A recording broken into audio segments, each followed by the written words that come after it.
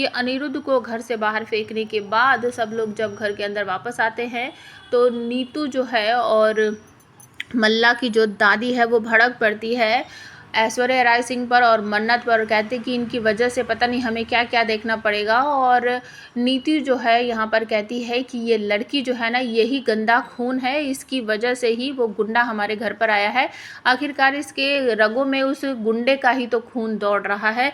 ये बात सुनते ही विक्रांत जो है वो भड़क पड़ता है, कहता है मॉम बस बहुत हो गया, चुप हो जाइए, आप पता नहीं क्या क्या बोलती रहती हो हमेशा। और ऐश्वर्या राय और मन्नत जो है वो बहुत बुरी तरीके से दोनों रोने लगते हैं। और जो मल्ला की दादी है वो भी कहती है कि मुझे तो शर्म आ रही है इसको अपनी बहू कहते हुए भी। और गगन यहाँ पर कहता है मॉम बस आप भी अब ये सब मत बोलिए। और उसके बाद आप सबको देखने को मिलेगा कि जो मन्नत है वो अपने कमरे में चली जाती है और वहाँ बैठकर वो बहुत बुरी तरीके से रो रही है। दूसरी तरफ अनिरुद्ध जो है वो अपने घर जाता है, उसका असिस्टेंट उसको घर लेकर जाता है। वो बहुत भड़का हुआ है, उसे बिल्कुल ऐसा लग ही नहीं रहा था कि मन्नत उसके साथ ऐसा करेगी। और वो घर के अंदर घुसते ही एक वाश होता है फ्लावर पॉट, उसको अपने हाथ से धक्का मारकर गिरा देता है। शायद वो कांच का होता है, उसकी वजह से उसके हाथ में चोट लग जाती है, ब्लीडिंग होने लगती है।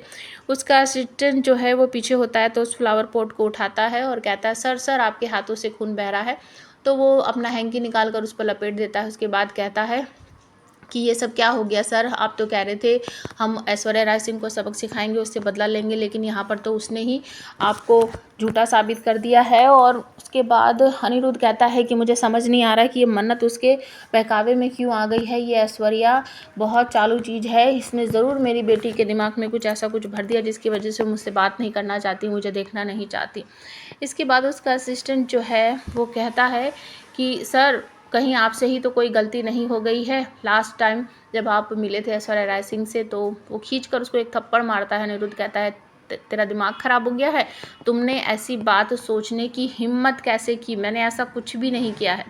उसके बाद उसका असिस्टेंट वहाँ से चला जाता है और अनिरुद्ध सोचता रहता है कि मैं क्या करूँ, कैसे मन्नत तक अपनी बात पहुँचाऊँ कि ये जो ऐश्वर्या कह रही है वो सच नहीं है। दूसरी तरफ आपको देखने को मिलेगा कि अपने कमरे में बैठी हुई बहुत बुरी तरीके से रो रही है मन्नत और विक्रांत उसके लिए पानी लेकर आता है। मन्नत कहती है कि वो मेरे पापा नहीं है, वो मेरे पापा हो ही नहीं सकते, जो औरतों की इज्जत नहीं करते, उनके साथ ज़बरदस्ती करते हैं, मेरे अंदर उनका कोई खून वून नहीं है, वो मेरे पापा नहीं है, इस तरीके से कहती है और बहुत बुरी तरीके से रो रही है।